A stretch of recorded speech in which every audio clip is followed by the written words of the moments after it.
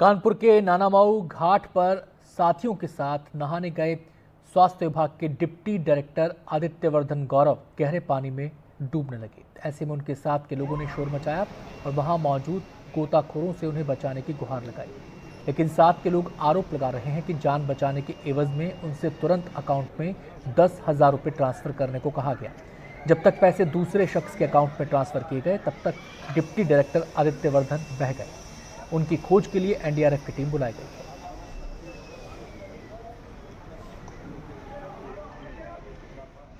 जो गोताखोर 5-6 लोग थे, उन लोगों मेरे दुकान पे बैठा था।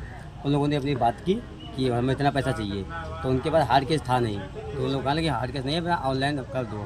तो वो लोग आके दुकान पे वहाँ पे प्रधान जी बैठे थे हमारे गाँव पे। पहले बचा लेना चाहिए था वो पैसे तो से। जब दिखता तो बचा लेते, तो बॉडी दिख ही नहीं रही थी, बचा किसको ले। भाव तेज होने के कारण डूब गए हैं। मौके पर एनडीआरएफ की टीम, थाने कोठापुर की टीम और पीएसी लगातार एक्टिव है और हो रही है। राहत और बचाव कार्य लगातार चल रहा है। उत्तर प्रदेश में कानपुर और उन्नाव के बीच से गंगा नदी होकर गुजरती है और आज गंगा नदी में एक ऐसा हादसा हुआ जिस हादसे ने मानवीय संवेदनाओं पर भी सवाल खड़े कर दिए। दरअसल कानपुर की तरफ नानामाऊ घाट पर आज सुबह बनारस में काम करने वाले स्वास्थ्य विभाग के डिप्टी डायरेक्टर आदित्यवर्धन उर्फ गौरव अपने 3 दोस्तों के साथ गंगा स्नान करने पहुंचे थे।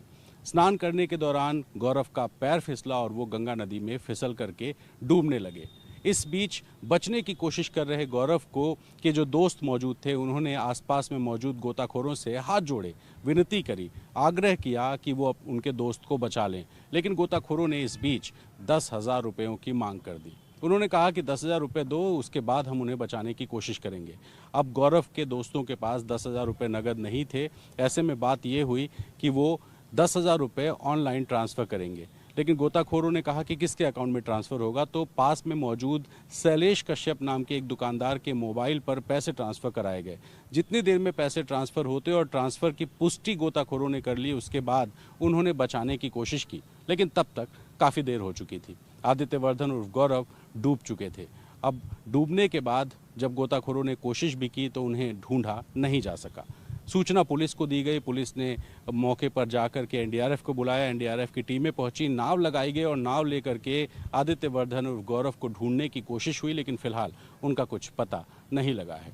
इस घटना में 10,000 रुपयों को ट्रांसफ़र कराने के लिए गोताखोरों ने जितनी देर की, उतनी देर में आदित्यवर्धन उर्फ गौरव की जो जान है वो बचाई जा सकती थी। लेकिन सवाल ये कि क्या 10,000 रुपये किसी की जान से बढ़कर हैं?